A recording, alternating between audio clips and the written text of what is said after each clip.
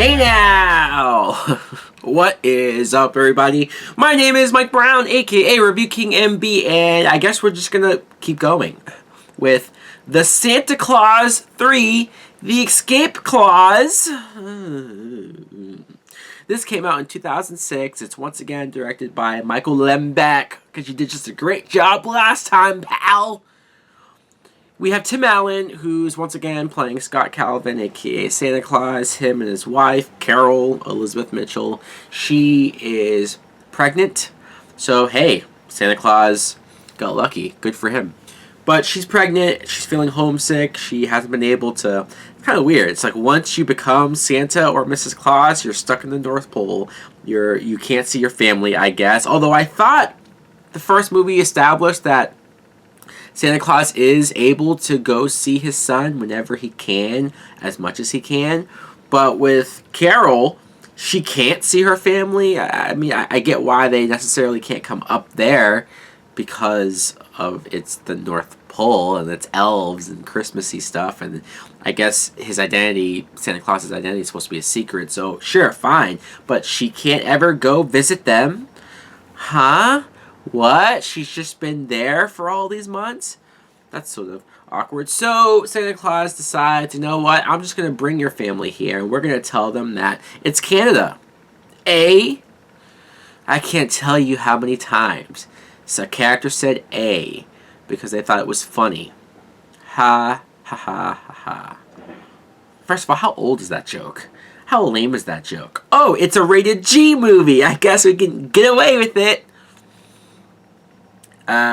Spencer Breslin is now the head elf because David Krumholtz decided not to come back. I do not blame you, dude. They didn't give you barely anything to do in the second movie, and in this film, it's like, why come back? You read the script and you think, this is not worth my time. I would rather be doing anything else. I'd rather read a book than to get paid and be in another film. So Spencer Breslin, he was in the second movie. He was a lot younger there. Now he's older, and it's confusing because I thought elves don't age. At least they said that in these movies, but now all of a sudden, because you're bringing back one of the kid actors and he's older, you're just sort of trying to pretend like you don't notice that. It's a little weird. Also, the actor is the brother of Abigail Breslin. So you see Abigail Breslin, a very young Abigail Breslin, like even before Zombieland and whatnot. You see her as one of the little tiny elves. Eric Lloyd is back as Charlie, and I could rant about him because of, like I said, he sucked in the second movie. He was annoying as hell. But he's barely in this film. I mean, they gave him the "you're too old, dude, who cares about you" treatment. It was kind of sad and kind of pitiful to watch because it's like, yeah, they've moved on from you, dude. No one cares about Charlie anymore. They care more about the younger sister, that redhead girl, because she is younger and she makes more sense, I guess, when you dip into the Santa Claus stuff and when he, especially near the end, when he's trying to get back to being Santa Claus, but I'll get back to that in a minute. Alan Arkin is in this movie. Peter Boyle plays Father Time. Alan Arkin, by the way, plays the father of Elizabeth Mitchell, and it was hard. It was hard to watch an actor like him in this movie. There are lines, there are dialogues, there are scenes where he's, bless his heart, he's trying, he's acting like he's into it. I mean, I don't know how much he got paid to do this because it's like, dude, you know this is hot garbage.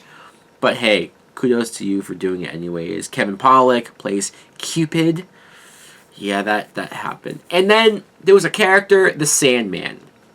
There's all of these fantastical fantasy characters are there. Even Mother Nature, who that actress, I think I remember seeing in Friends. She dated Ross. I don't know why she's here.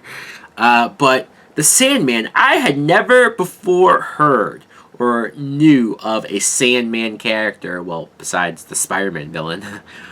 And the wrestler from back in the day. But I'm watching this and they're talking to like the Sandman. He's always sleepy. And I'm like, who is this guy? So apparently he's a fantasy character, a fairy tale character, who he's supposed to come into your house and he's supposed to put the sleepies in your eyes, the little crusties that you wake up in the morning and have.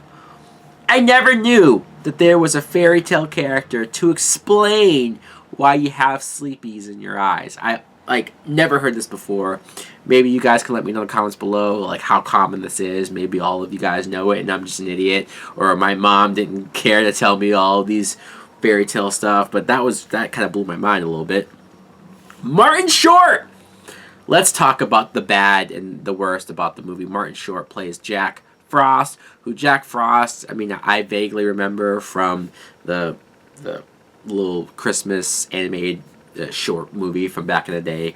But Jack Frost, I never thought of to be a villain or anything. So seeing Martin Short here, first of all, Martin Short, you don't really see him around anymore, so it was a little sad to see him here in a movie like this. But hey, he's into it. He clearly seems like he's committed, and I've never really seen him half-ass a performance before, so I guess there's that. But he's a villain, and he wants to take over the role as Santa Claus. So he develops the scheme to trick Santa into using this device, this brand new device, the escape clause, where if he says, I don't want to be Santa anymore, if he's holding this particular thing, it will undo everything, and he tricks him to do it, and then he becomes Santa, and then Tim Allen has to try to get his Santa Claus thing back, and all of that was rushed. You're watching this and you're going like, nothing is amounting to anything.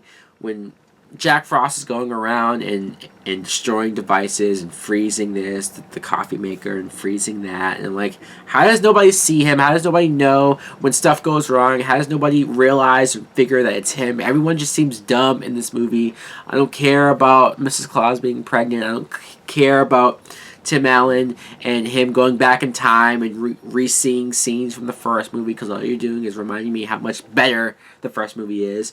Maybe these two films were solely made to make that first movie look better, because in essence it did just that. Judge Reinhold and the mother from the last movie, they're also here, and they're excited to spend time in the North Pole because now they act like kids now. They don't even seem like the characters that they were in the first movie. They're just here to be goofy and silly and over the top, and it's just at the end of the day, it's lame. It's lame. It's lame. I'm all for kids' movies. There's still kids' movies that I either grew up on or that I can watch now and I can say, yes, this is smart. This is funny. This has charm.